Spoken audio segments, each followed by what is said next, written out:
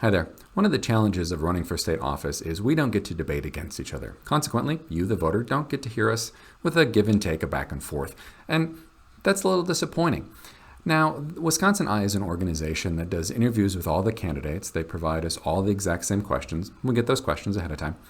And I thought this was perhaps an opportunity for me to review Julian's interview, and I certainly hope that he does the same, and to comment on it and essentially debate it. So let's begin. We're going to break these down into probably 7-minute sessions, something along those lines. So there will be several of them, but let's begin right from the beginning.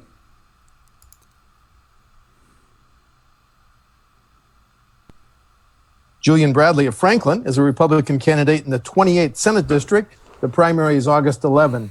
Julian, welcome back to Wisconsin Eye. Thank you, Steve. Thanks for having me. Well, now you recently moved from La Crosse area to southeast Wisconsin. You're running for the Senate. What do you consider the top issue in your campaign? Sure. There's a few issues that are really important to this district and really to the state. It starts with recent events, current events. We have to look at COVID. We have to look at the pandemic and the governor's mishandling of the state and the state's economy in response to COVID. So one of the top issues has to be coming up with a plan to make sure, first of all, we can get people back to work, we can get our state back on track, but then we have to have some sort of continuity planning that will ensure that the next time there's a pandemic, because we know something like this will happen again, and when it does, we have to be prepared. We can't just be reactive, we have to be proactive. So we have to put something in place that will ensure that we're ready to respond, we're able to respond effectively. You know, the governor shut down the state, he shut down businesses, he sent people home, people were getting unemployment, these benefits are supposed to come out, and instead, a lot of state workers were sitting at home with nothing to do. Meanwhile, that agency was flooded. They were backlogged. They're still backlogged right now. We can't allow for that. We have to be prepared. We needed to immediately move state workers over to help process those benefits, get people the payments that they need. And we also have to have a plan for small businesses and for taxpayers. We can't just have a governor or another member of an agency come up and say the state's shut down, and we're just going to leave it shut down without a plan for reopening. That plan has to be part of it. We can't be reactionary. We have to be proactive. Also, simultaneously, I mean, you talk about a sign of the times, and people talk about 2020 just being crazy. Okay, so I'm going to start Julian there. He gets a little bit into the police and issues with Black Lives Matter, and we'll delve into that in another one. But I want to hit his two topics here. So he talked about COVID, and I'm grabbing my notes. He talked about COVID and how Governor Evers responded. And please keep in mind, this is from the end of July. So we're now at the end of September, a couple of months later. He also talked about the unemployment backlog, both of which are very serious issues. So I want to address a couple of things. First of all, the unemployment aspect of things. Julian says we can't be reactionary, we have to be proactive, and he says that a few times. And I agree with him.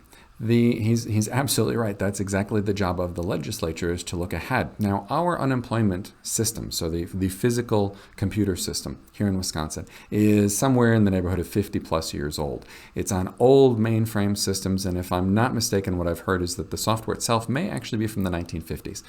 So it's all COBOL based. Nobody's around that actually can update this stuff anymore, right? This isn't like it's a Windows app that everybody can hop onto. So Julian's suggestion that we just have all of these state employees that are sitting around doing nothing suddenly start to process checks just isn't feasible. We're literally talking old school green screen monitors. We're not talking Windows, right? And so I think that's a bit disingenuous. And part of the reason that I think that is that we've known this for a long time, right? If the system's 50 years old, it's been out of date for at least 20 or 30 years. So we can go back as far as you want. We can blame other governors and stuff like that. But the simple truth of the matter is that at least for the last 10 years, and especially after the 2008 crisis where unemployment, spiked up to about 10%, we certainly should have known that our unemployment system was challenged. Now, the 2008 crisis didn't build as fast as far as unemployment, so there was more time, and it didn't have as many caveats. What I mean there is, in this time, we jumped to, I think, close to 16%, 20%, somewhere in that range. And there were a bunch of changes from the federal government. So the $600 a day, or $600 a week add-on, the removing of some of the requirements and restrictions for applying for unemployment. Well, these things can't be easily programmed. It's not like we're just hopping into a brand new database and GUI system that the programmers can easily deal with.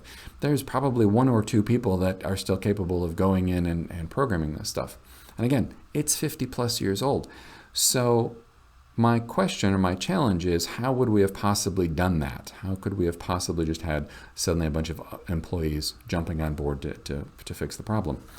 Now, one of the things that I had suggested, and I don't know if this would work, I'll be honest, but I'm a database guy, I'm a computer geek, I own a software company, is we do have an organization at the state level that does deal with all of our employment details, and that's the Department of Revenue, right? They get all of our tax information, they process all of the checks, and I would suspect, and I could be wrong, but I would suspect that it's a newer system. So I think perhaps what could have been done, or at least what I would have looked at or suggested, is perhaps the Department of Revenue could actually process the unemployment checks. We would have been able to get them out quicker. Not necessarily working so much about the data entry aspect of things, of where is somebody's job employment and that, because again, a lot of that was waived, but a lot of that information is also at the Department of Revenue. They get all of our tax information from our employers.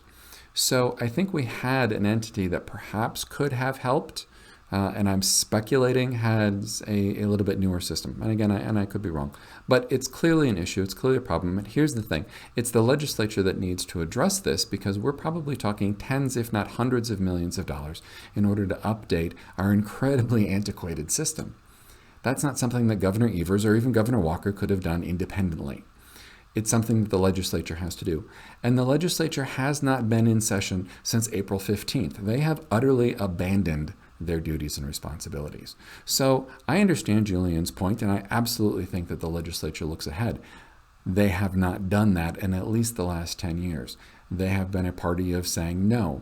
And when I say party, please understand, I'm not referring to Republican voters or conservative voters. I'm literally talking about the GOP in place in Madison, those that are in power. So when I say no, here's the other aspect. Julian talked about COVID and shutting down the government, and he's absolutely right. We did shut things down, or tried to. And of course, the GOP, as we all know, sued. So I want to show you something. This is the Badger Bounce Back Plan. So this was the plan proposed by Governor Evers. It talks about Wisconsin's gating criteria. There would have been 3 different gates to go through based on 14-day periods of downward trajectories. Okay. What that plan is based off of, where it came from, is literally the White House plan called Opening America.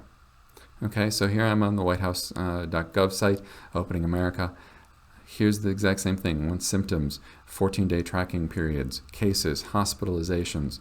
As we go down, here's the phased approach. This is the exact same phases that were proposed and tried to implement by Governor Evers as part of the Badger Bounce Back Plan. So here's what happened. Governor Evers attempted to do exactly what the White House said. Again, here it is. We're tracing, we're tracking. Let me get down into the phases here. There we go. Here's Safer at Home, Phase 1, Phase 2, Phase 3. These are all of the White House suggestions. But the state GOP, and again, please understand, I'm not talking about voters. I am talking about those in power. The state GOP sued to shut this down with no other plan. So they've done absolutely nothing since April 15th except for sue. Julian is a huge proponent, apparently, of doing absolutely nothing and blaming Governor Evers for following the plan put together at the White House. I don't know what else to say to this, folks. It's just infuriating. This is the definition of partisan politics. Because Governor Evers is a Democrat and because he was trying to do what apparently the White House felt was the right thing, the state GOP here in Wisconsin decided to shoot him down. So I don't find this acceptable. You shouldn't find this acceptable. And if there was a better plan, if there was a different plan, Julian didn't present it and the GOP didn't present it. I'm not pretending to have a better plan. There was one in place. It could have been followed. Where that would have led us, I don't know. Anyway, we're going to continue on with the rest of Julian's and additional videos. We're going to get into police. We're going to get into budgets. There's a number of different topics and things that Wisconsin I asked of the candidates. And so we'll take a look at each one of those. We'll try to release a new one every day. And you can take a look and see how Julian and I may have debated if we had had the opportunity. Thanks much. Take care.